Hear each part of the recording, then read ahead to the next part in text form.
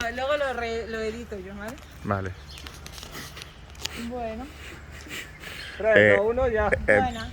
Vale, perdona. ¿Tenemos autorización para grabar? Sí, tenemos ¿A la nada? autorización. Sí.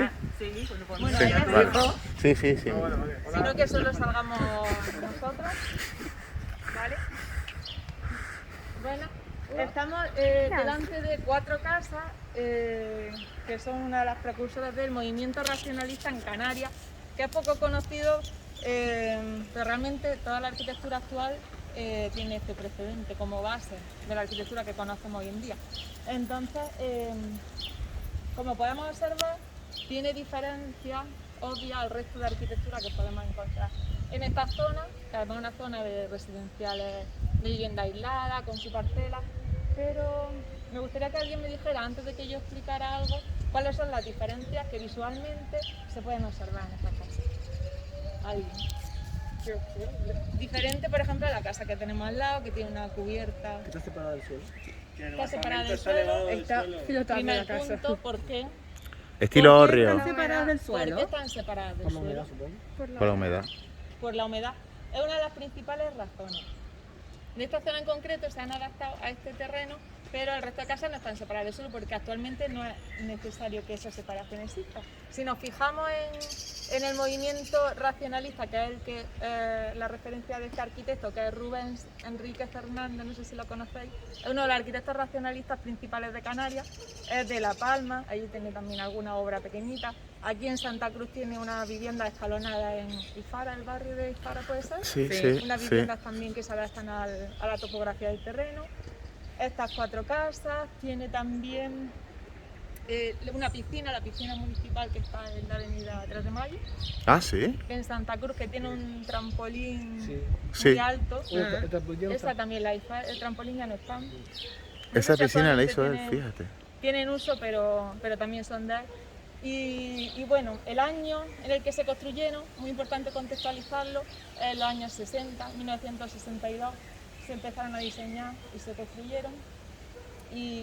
Y bueno, como todos los movimientos que han tenido lugar en Europa, a principios del 20, 1910-1920, aquí a España, en concreto a Canarias, pues llega unos 50 años más tarde, pero las bases son las mismas. ¿Y en qué se basa el movimiento moderno? Pues podemos fijarnos en los 5 puntos de Le Corbusier, que es uno de los grandes arquitectos de este movimiento. Y los 5 principales puntos, como podemos observar, es el primero, elevar la vivienda sobre pilotis. Hay una casa que es prácticamente igual en estructura que está en París, que se llama la Ville Savoie, que es una de sus principales casas, y está igual elevada sobre pilotis. Entonces, vamos a centrar en ese punto, que bien es cierto que aquí se puede explicar de alguna manera por la humedad del suelo, pero si os fijáis, ¿qué hay debajo de eso? O sea, ¿qué hay entre esos pilotis, como a él le llamamos? Yo tengo que decir que ese muro yo no lo recuerdo de pequeño. Antes estaba, eso creo que lo han añadido, porque a mí me llamaba la atención la escalinata, o sea, tienes un acceso aquí hacia el exterior, pero también desde el interior, en la parte central, hacia abajo. Y después me llamaba la atención casi que era un cuadrado, que es un rectángulo, ¿no? Como aprovechando, el cuadrado es el que aprovecha más Exactamente la situación. Puede ser que este muro sea posterior para separar de alguna manera 2 espacios o separar las casas entre sí, pero a veces se está separando O para 2 dar espacios de la misma parcela o para privacidad. dar privacidad. Sí. Pero en principio la idea era totalmente lo opuesto, era abrir la planta inferior al uso, darle luz, o sea que no sea un espacio oscuro, sino que tenga luz, liberar la planta, decir, vale, ahora cuento con todo esto como jardín, además de toda la parcela, que bien cierto aquí es muy grande, pero en otras ocasiones si tú levantas una casa, una arquitectura, puedes contar con toda la planta de abajo de forma libre. ¿Y por qué se puede usar estos pilotis? Porque ya sabemos que el muro de carga ya no es necesario y se puede construir con pilares. Los pilares hacen que todo lo demás pueda estar libre y que con unos pequeños elementos, es decir, tú puedes apoyar en un muro y no se cae, ¿verdad? Pero si apoyas en uno solo o en un montón de alfileres, puedes colocar encima algo sólido y no se cae. Entonces, esa es la idea de construir sobre pilotis. Elementos muy pequeños. ¿Por qué tan pequeños? Porque aquí el peso que soportan es mínimo. Un forjado y una planta no es nada. Si fuera un rascacielos, que deberían de ser un poquito más gordos, pero con un elemento tan fino se puede sujetar este prisma que es ligero, ¿no? En cuanto a la arquitectura y a su peso. Entonces, Los pilotis, una de esas razones, la que acabo de comentar, pero otra es ese elemento que hay aparcado, El coche. el coche. En los años 20, Le Corbusier decía que la casa era una máquina de habitar y la otra máquina de habitar la ciudad era el coche. Entonces, el coche tenía que tener un espacio en la casa, donde la vamos a guardar. Ahora se guardan en los garajes, pero él decía, no, yo levanto mi casa y aparco mi coche aquí y el coche tiene su espacio, ¿no? Es la máquina de moverse y la casa es la máquina de habitar. Es como él la definía. Entonces, una máquina que tiene lo mínimo y esencial para funcionar. Aquí no tiene una cubierta inclinada, no tiene balaustrada, no tiene elementos decorativos, es simplemente una máquina. Ese es el concepto del movimiento moderno. Tengo lo necesario y bueno, y un poco, si lo derivamos por lo que es el minimalismo, tengo lo necesario para vivir, no tengo nada superfluo, ¿no? Esto es lo que es la máquina de habitar. Entonces, por un lado, los pilotes. El segundo punto, tengo una planta libre porque las columnas me permiten total libertad. Tercero, eso a su vez me permite tener una fachada que no es un muro de carga, con lo cual la puedo liberar y hacer que todo sea ventana.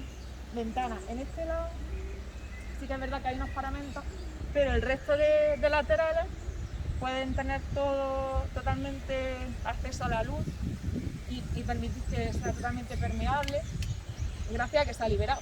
Antes los muros tenían que soportar peso, no podían abrirse huecos más que lo necesario. Ahora todo puede ser ventana o huecos. Ventana no nos gusta hablar de ventana y puertas, sino de huecos o vanos, ¿no? Entonces, ese sería el tercer punto. El siguiente, obviamente, es la cubierta plana.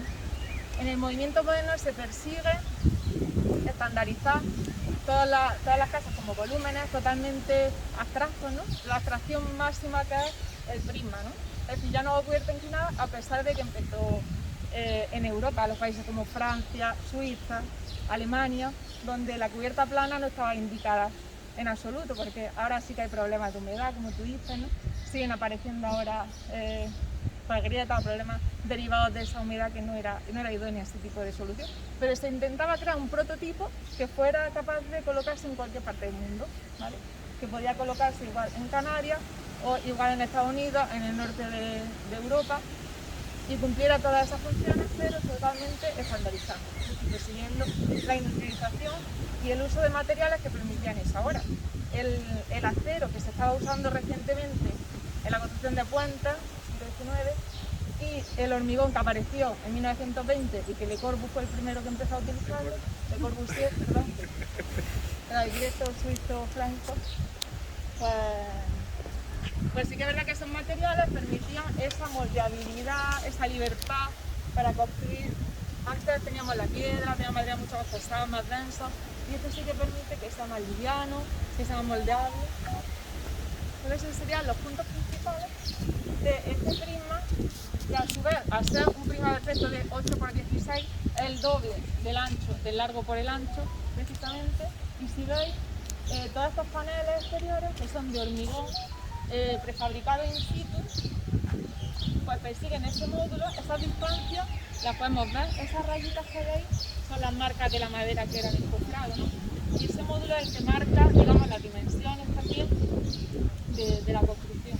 Es decir, que se adapta, la casa se adapta al uso y a la función y no lo contrario, como pasa por ejemplo en el auditorio de Tenerife, que crea algo buscando una forma y luego ya al uso lo metes como puedas, pero esto es adaptado completamente al uso y a la función, totalmente funcionalista. Ese es el motivo principal de la arquitectura racionalista. Pero como estamos en Canarias, vemos que estos puntos son un referente, pero no es totalmente cierto. Sí que es verdad que hay una mezcla entre esa abstracción o industrialización y la artesanía. Porque aquí, por ejemplo, pues vemos que sí que se utilizan materiales nobles como la madera, no es todo tan frío como el hormigón, ¿no? Que tenemos ahí una chimenea como el centro de la casa, un gesto en la escalera, el único elemento curvo para darle algún tipo de, no sé, de elemento orgánico a la casa, que no sea todo tan geométrico, bueno, sí que persigue la geometría, pero es un gesto amable, ¿no? Dentro de esta parcela con vegetación, la que se va mezclando vegetación tradicional de Canarias, que se puede disfrutar junto a la arquitectura, ¿no? Es decir, el hecho de incorporar también la arquitectura, la vegetación de la arquitectura y todo ese elemento. Entonces, Pues nada, aquí tenía también un croquis pequeño la planta, vamos, que es muy rápido y un poco, no sé si se entiende muy bien. ¿Lo tienes tú? Le he hecho fotos Y también. lo que viene a decir es que este prisma alargado cumple unas funciones, ¿no? Es un prisma, pero dentro se están pasando cosas.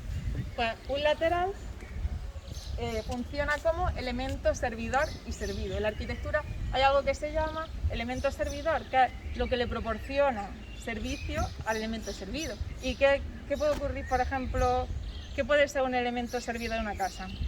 ¿Qué es lo que sirve para hacer cosas? La cocina, La cocina, el baño. el baño. Y el elemento servido donde tú descansas, La habitación, la el dormitorio. habitación, el dormitorio, ¿vale? Pues entonces tú entras y toda una banda se dedica al elemento servidor y todo el resto se dedica longitudinalmente al espacio servido. Con un salón va también la privacidad degradándose, hay un gradiente de privacidad. Primero tenemos el salón, que es el lugar donde todo el mundo puede pasar, luego sigue avanzando hacia una habitación, hacia otra, y en el fondo el último dormitorio, el dormitorio principal, la zona más privada. Entonces cumple más o menos también el estándar de diseño con un gradiente de privacidad y ahorrando al máximo el espacio. Entiendo que la orientación, no sé si cómo estará alineada las casas, pero esa distribución tendrá que ver con el juego de la luz que Exactamente. quisiera para el descanso, para... Exactamente. Muy bien. Vale. Aquí tenemos el símbolo del norte, que es tan importante en todos los planos, y precisamente esta banda, que es la menos importante y la que puede estar oscura, en un baño puede estar oscura, pero en un salón no, porque en un salón persigues mirar hacia afuera, hacia lo que pasa al exterior, ves qué tiempo hace, si entra el sol, si no. Entonces esta banda está al norte y el resto está al sur, ¿vale? Y siempre perseguimos pues, tener las mejores vistas y la mejor orientación. Ves, si el sol sale por el este y yo quiero amanecer con los primeros rayos de sol, pues ubico el dormitorio celeste. Y el salón hacia el oeste porque me gusta sentarme en la chimenea a ver el atardecer, ¿vale? Entonces eso también es un elemento súper importante. La orientación, la situación, el entorno, el clima, la vegetación, todos esos son los elementos que pues, hacen que estos matices y que esta arquitectura solo puede estar aquí. Entonces, esa, digamos, el matiz de esa arquitectura racionalista, fría y funcional, cómo puede convertirse en una obra que solo puede pertenecer a este lugar, que es lo que la hace bonita y lo que la hace auténtica. Guapísimo. Y una pregunta, ¿por qué este movimiento sigue, o sea, me imagino, bueno, han salido muchos movimientos de arquitectura, no se sigue desarrollando, se sigue haciendo, hay arquitectos, arquitectas que... Exactamente, un movimiento viene originado por un cambio, entonces ese cambio en el modelo de industrialización, nuevos materiales, nuevos conceptos de vivienda con máquina habitar, tiene cabida en su contexto. Pero ahora ¿qué pasa? Que estamos en una época de muchísimos cambios también, teniendo esta base, como arquitectura esta base, porque es verdad que las cosas tardan bastante tiempo en cambiar. Muchas de las arquitecturas pueden ser muy parecidas a esta, pueden seguir siendo buenas arquitecturas, pero otras persiguen pues, otros cambios, otras innovaciones, otros avances, como por ejemplo edificios con formas sinuosas porque el hormigón permite una cierta moldeabilidad, lo que cada uno pues, considere que tiene que hacer en cada situación. Pero estas son las bases de mucha de la arquitectura que actualmente tenemos porque es relativamente reciente y porque no ha habido un cambio claro, sino que ahora estamos en una época bastante convulsa y con muchísima... ¿Tiene que ver con la aparición de nuevos materiales? Ahora con la aparición de los materiales plásticos también se está volviendo, por un lado se está llevando hacia la plasticidad y hacia esa innovación con nuevos materiales y por otro lado también se está volviendo hacia la arquitectura tradicional y hacia el conocimiento de las raíces, por ejemplo en Canarias, la construcción del muro grueso, con piedra y con materiales locales, pues eso está volviendo a tener relevancia. Dejarse a un lado un poco esa industrialización, igual que en la vida real, igual que intentamos volver a los alimentos orgánicos, a darse un poco más de nuestro lugar, pues la arquitectura yo creo que debería ser también un reflejo de lo que la sociedad necesita y lo que la sociedad quiere. Entonces, evidentemente eso es un campo de investigación bastante interesante. Es decir, innovar, no inventar, sino innovar con lo que ya hay, ver cómo lo hacían los demás, cómo lo hacían antes, el por qué lo hacen así, intentar mejorarlo. Eso sería... Que entiendo que en su momento, en los años 20, aquí en los 60, la innovación era el cemento, o sea, fue un material un nuevo material a utilizar y... El hormigón como nuevo material. era una gran innovación. Estos paneles que se prefabricaban in situ. En esa época, ten en cuenta que la arquitectura aquí tradicional canaria pues era piedra, muros gordos de tierra, de barro. ¿Vale? Entonces el hormigón era evidentemente un material que no solo se usaba, sino que además se muestra. Es que lo importante también es que tú dices, estoy viendo el hormigón, estoy viendo las marcas de cómo se han comprado y no quiero taparlo, no quiero dar, o sea, está siendo honesto, ¿no?, con lo que quiere contar. El edificio está siendo auténtico, indiferente a otros que quizá lo recubren con ladrillo, no sé ni siquiera de ladrillo, pero es que pues, tiene esa virtud. Joder, guapísimo. Gracias. Ha sido un placer. Qué lujo, ¿eh?